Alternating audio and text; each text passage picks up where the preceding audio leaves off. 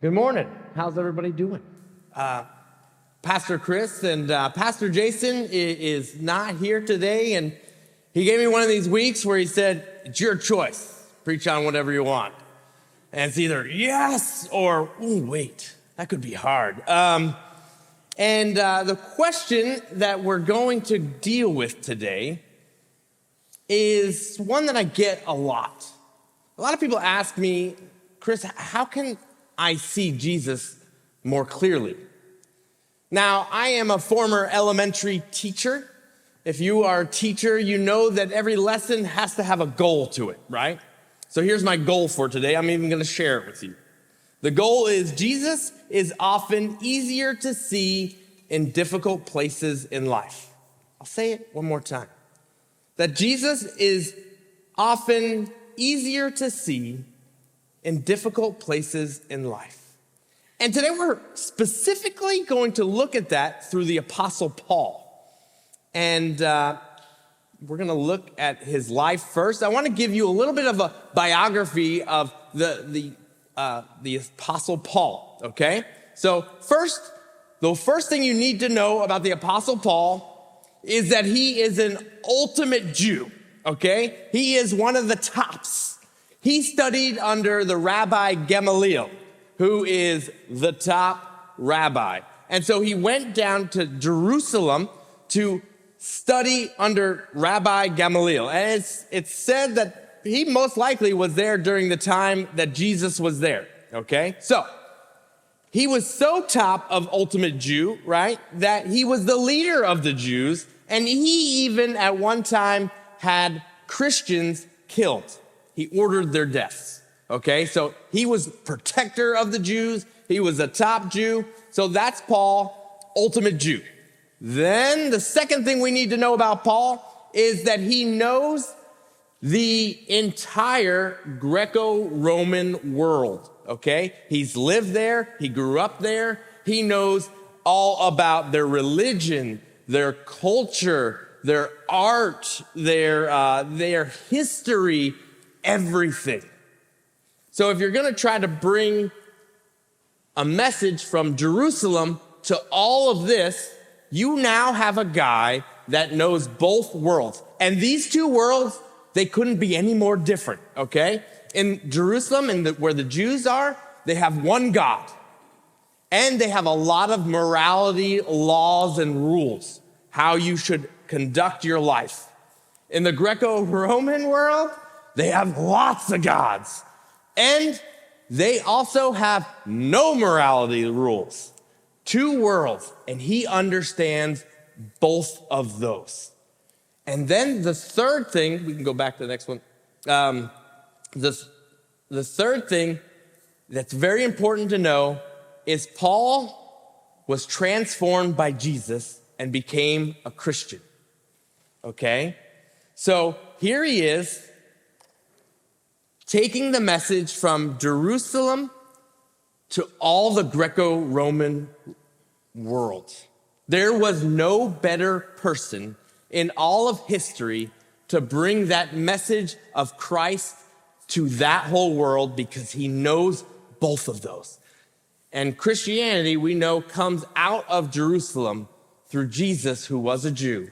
And the message goes all of it, okay? So now, my main focus today, I needed you to know that about Paul, right? He stands in both of these worlds, and he's the best person to give this message to the Greco-Roman world. My main focus of our message today is that we learn that in much of his journeys in being a Christian and sharing this gospel is that it was not easy. It was not comfortable to do what he did. The journey was not have a comfortable life traveling around telling people about Jesus. Remember our goal. Jesus is often easier to see in difficult places. So we're going to jump into scripture today. This is something that happened with this guy, Paul, and it happened through a person he met, and she is a slave girl who had an evil spirit in her. So here it goes. Once, when we were going to the place of prayer, we were met by a female slave who had a spirit by which she predicted the future. She earned a great deal of money for her owners by fortune telling. She followed Paul and the rest of us shouting, "These men are servants of the Most High God who are telling you the way to be saved." She kept this up for many days. Finally, Paul became so annoyed that he turned around and said to the Spirit, "In the name of Jesus Christ, I command you to come out of her." At that moment, the Spirit left her. When her owners realized that their hope of making money was gone, they seized Paul and Silas and dragged them into the marketplace to face the authorities. After they had been severely flogged, they were thrown into prison, and the jailer was commanded to guard them carefully. When he received these orders, he put them in the inner cell and fastened their feet in the stocks. There's a well-known story about a pastor and evangelist named Tony Campolo. Now, there's something I love about Tony Campolo is that he doesn't like to tell people that he's a pastor. And you'll learn something about me. I love authenticity in people. And I love that he just was like, I don't like to tell people I'm a pastor. Sometimes I like to just get sleep on a plane. And if you tell people you're a pastor, they're gonna, we'll be talking for a long time. He said, so I tell people I'm a traveling sociologist. I deal with people. But Tony does something on one of his travels that I feel like as Christians, all of us should do, but most likely we probably wouldn't do. He was traveling with his wife to Hawaii, and he says they stopped in because of the time change and things like that. They arrived at 3 a.m., and they had to get something to eat, and they went to this, what he called a greasy diner at 3 a.m. in the morning. And as they're eating and they're there at 3 o'clock in the morning, a bunch of what he called provocatively dressed women with a questionable and illegal occupation walked into the diner. And while they were overeating, they could overhear the women talking. And one of them said, "Hey, do you know it's my birthday tomorrow?" And the other woman says to her, "What do you want me to do about that? What do you want me to throw you a birthday party? What do you want me to do? Bake you a cake?" Agnes, nobody cares about us. Nobody does those kind of things for us. Who would do that for us? So no. Tony and his wife were very moved by what they heard. So they went to the owner of the diner and said, "Hey, do those girls come in here every night at the exact same time?" And the owner's like, "Every night, same time." And Tony and his wife were like, "We'd like to throw them." The one girl said it's her birthday. And the owner's like, "Her name is Agnes." And Tony said, "We would like to throw her a birthday party tomorrow at the exact same time." And the owner's like, "You know what? That's a great idea. My wife and I will make a cake." Tony says, "Great. We will show up here with decorations tomorrow." And so he did. And so there they are. They set up the party, the decorated, everything was ready. And the women came in like planned, like at the exact same time. And they said, "Happy birthday, Agnes." At that time, Agnes started crying. And she looks at the cake and she picks it up and says, "Is it okay if we don't eat this just yet?" And he's like, "Yeah, that's not what we normally do, but sure. Yeah, that's your cake. You can do whatever." She's like, "I need to leave. I need to take this home to my mom and show her. I've never had a birthday cake in my entire life." At that time, everybody in the diner started crying. And Tony's like, "There's no words for this room."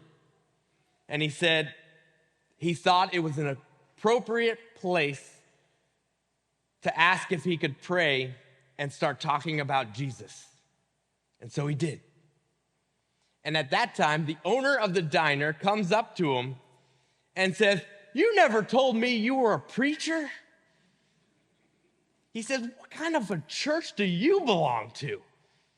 And at that time, Tony says, "The kind of church that throws a birthday party for a prostitute at 3 a.m. in the morning."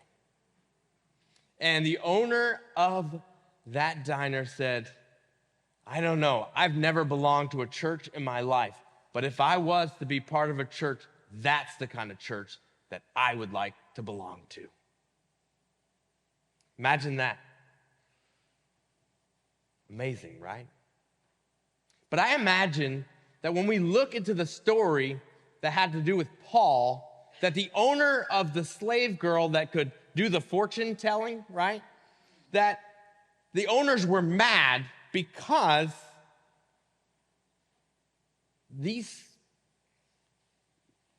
she started questioning her occupation, right? And I imagine that's very connected to what happened with the people in Hawaii, right? Those ladies probably started questioning their occupation, and those owners were pretty mad. In that moment, it was easier to see Jesus in that difficult place. It's often easier to see Jesus in difficult places. When we look at our passage with Paul, Paul is doing a similar thing. He puts himself in an uncomfortable situation, and he takes the spirit out of the slave girl. And she's used to making money with her abilities of fortune telling. And he calls that spirit out. And the one thing you don't want to do is you don't want to mess with how someone makes their money. And so he got that owner pretty mad. So she no longer wanted to do the fortune telling. She no longer could do it because she didn't have that spirit in her. And the owner had a problem with Paul, and he put him and Silas in prison because the owner probably had lots of money, lots of power, knew all the officials around, and so he puts them in jail. Paul did the right thing because he had to suffer. It's often easier to see Jesus in difficult places. So let's check the next part of this passage, and here it goes. About midnight, Paul and Silas were praying and singing hymns to God. Could you imagine that? You just got thrown in jail. Hey, which hymn do you want to sing next? Right? He has no problem being in this place right now. He's not searching for comfort. He's searching for Jesus. So he's like, "Hey, Silas, what do you want to sing next?" And the other prisoners were listening to them. Suddenly, that the foundations of the prison were shaken. At once, all of the prison doors flew open, and everyone's chains came loose. The jailer woke up, and when he saw the prison doors open, he drew his sword and was about to kill himself because he thought the prisoners had escaped. But Paul shouted, "Don't harm yourself. We are all here." The jailer called for lights, rushed in, and fell trembling before Paul and Silas. He then brought them out and asked, "Sirs, what must I do to be saved?" They replied, "Believe in the Lord Jesus, and you will be saved, you and your household." Then they spoke the word of the Lord to him and all the others in his house. At that hour of the night, the jailer took them, washed their wounds, then immediately he and his household were baptized. You know, a lot of people would take a look at this and saw that Paul got put in a Greco-Roman jail. They would see this as the end of the road for Paul. I mean, jails are not your modern jails. They don't have the night court judges coming in. They don't have all the rules and laws and safety protocols the jails do here. I mean, literally, there was no lawyer coming to Paul's side, yet he's still smiling, right? I have to imagine that the walls aren't very nice. There's probably water. There's rats. The jail is like death itself. This man had all the leaders, all the officials on his side, and Paul and Silas are not getting out of this very easily. Because if they get out, chances are that they're just going to do that to more of the slave girl owner that the owner owns, right? So he doesn't want them out. So Paul, who's so filled with the Spirit, he does not care. He doesn't care. And he says this in Philippians. For me, to live is Christ, and to die is gain. Think about that, right? If I live, great. I'm going to live life to the fullest. I'm going to make the best of this life. I'm going to tell people about Jesus. I'm going to just enjoy life, whether there's difficult circumstances, whatever. To live is Christ. But to die, well, I get to be with Jesus. It's a win-win situation. I can't lose.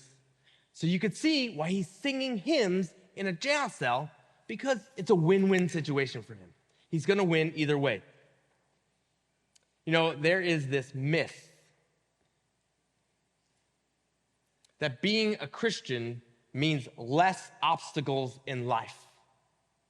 I mean, I have said it probably as a pastor. We all say it, that if we're a Christian and we follow Jesus, that, you know what, things are going to be easier. They're just going to be a little bit easier. But I hate to tell you, that is a myth. Now, it doesn't mean that God is always with us. I mean, God is always with us, and he eases trouble. He gives us peace during hard times. He delivers us from things. He does all of these things. You are loved, and he blesses everything. But is it going to be easy? No, that's a myth. I mean, in many aspects, the Bible says that it might even be harder. But Paul is showing us that it's not easy, but he's showing it that it's all worth it. Everything is worth it, because it's often easier to see Jesus in difficult places. So when we're searching for Jesus and things are not easy, they're difficult, and we're like, this shouldn't be. I'm following Jesus. It should be easier. That's where Jesus shows up. That's where it's easy to see him. You know, our culture loves comfort. You love comfort. I love comfort. Who doesn't like comfort, right? Our churches like comfort. Total transparency. The first time I ever came to this church, I loved that there was coffee in the back. It was awesome, right? I was like, oh yes, I could sit and have coffee while I worship. Like, it's a comfort thing. I love it, you love it, right? But let's be honest, sometimes we hope that our churches check all of those comfort boxes. We're all like that. We are human. That's what we are. Paul, in his mission to spread Jesus, he wasn't searching for a comfortable journey. He was just searching for Jesus in all that he did.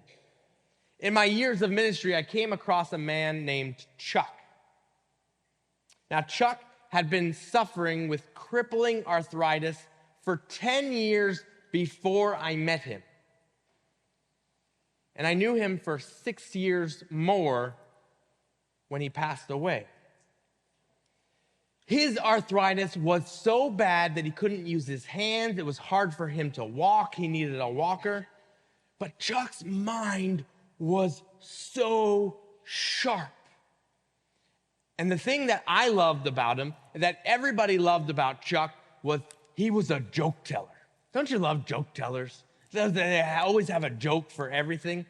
And the thing about Chuck's jokes were, it always bordered on, told a message about Jesus, was hilarious, and then was like slightly inappropriate, right? He could go that line better than anybody I could ever meet, right? He always, like, you know, it wasn't too inappropriate. It was a little bit that I was like, whoa. But but it was funny. And it also told the message of Jesus, like, who could do that, right? Chuck could. I went to visit Chuck in the hospital once, and they said that he's possibly not gonna make it. And so I get into the hospital, and he seems unconscious. And so I just decided I'm gonna stand by him and pray. And so I'm praying, and kind of a somber time, and a nurse walks in, and then all I hear is from him, Chuck, did you hear the one about the dyslexic, insomniac, agnostic?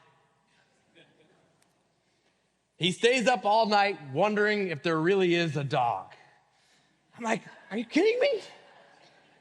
You've been waiting all this time to tell a joke in this moment of a somber prayer time? You know, I learned a lot about suffering through my friend Chuck. Chuck was always in pain. There wasn't a moment that I knew him that he wasn't in pain. He was always in pain. Yet Chuck did not express his anger about that pain. Chuck only expressed joy in Jesus during the pain. Was he possibly upset about what he had to go through, what he had to endure? Probably, yeah, absolutely. But he would only talk about the joy of Jesus in all of that. Every time I came to visit him, it was all about Jesus and how blessed he was. He said, Chris, I am blessed beyond measure. And then he would tell me a joke. Everything was about bringing joy, even though things were uncomfortable in his life, because it's often easier to see Jesus in difficult places.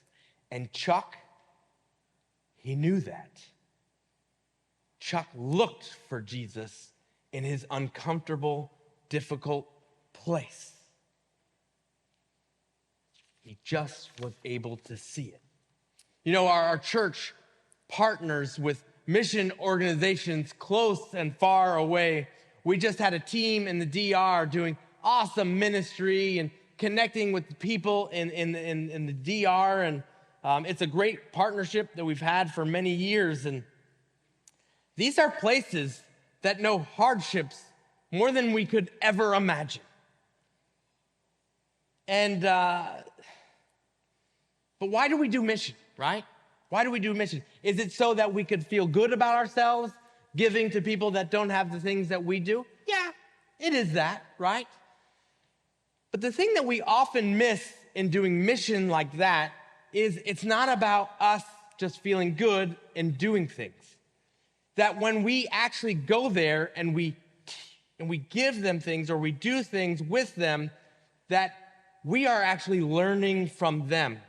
Do you know that when I have connected with people in other countries and have seen the worship that they have, their worship is not like ours. It is very emotional. It is very tied to Jesus. It comes out of the depths of their difficult circumstances, that they understand Jesus in a way that we just don't know. So when we do mission and ministry with places that know these difficult circumstances, it's not us giving to them, it's them sharing Jesus in a way that we don't even know, that we have never been able to understand because we don't know the situations, because it's often easier to see Jesus in difficult places. So when we do mission, we're learning and we're giving. But the biggest thing is that we get changed when we do mission with these kinds of people. Something in their suffering has taught them about Jesus that we need to know. You know, there's something crazy. When I went to seminary, I did not expect to see this, and now I cannot stop seeing it. But when I was in seminary, we would have missionaries from all over the world come in to, I went to Pittsburgh Theological Seminary, right? And so there we are in Pittsburgh, and we're having missionaries always coming.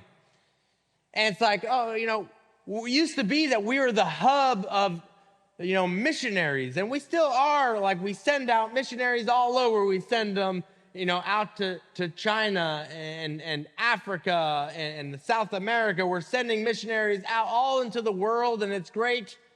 But here's the change. When I was in seminary, all of these missionaries are coming here now. Isn't that weird?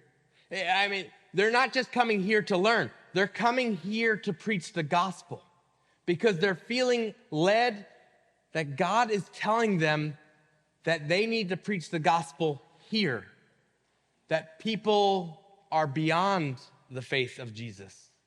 And so we have people from all other countries coming here to tell us about Jesus because we've lost the message. Because in their hardship, in their difficult circumstances, they started learning about Jesus in ways that we've never been able to see. And what they're hearing from God is, go to the United States and start telling them about Jesus because they've lost the message. It's crazy, right? But all across the board, we're seeing missionaries come here now. We're sending some out, but they're coming here. Now, am I saying start feeling bad about your comforts? Heck no, I'm not saying that. So if you're feeling bad, that's not what I'm saying. I wrote this sermon with my feet up by a fire. I mean, so I'd be a total hypocrite if I was telling you to feel bad about your comforts, right? I'm speaking to myself in all of this. But what I'm saying is that in your difficult circumstances, or maybe it is one now, or maybe you might be hitting one soon or down the road. When you hit that difficult circumstance, the thing I need you to know is it's easier to see Jesus in that place. Don't get mad about the situation. You can. It's natural. You're allowed to get mad. But start looking for Jesus, because there's a chance that in your difficult situation that you're going through, that you'll start seeing Jesus way easier than you ever could. Because it's often easier to see Jesus in difficult places.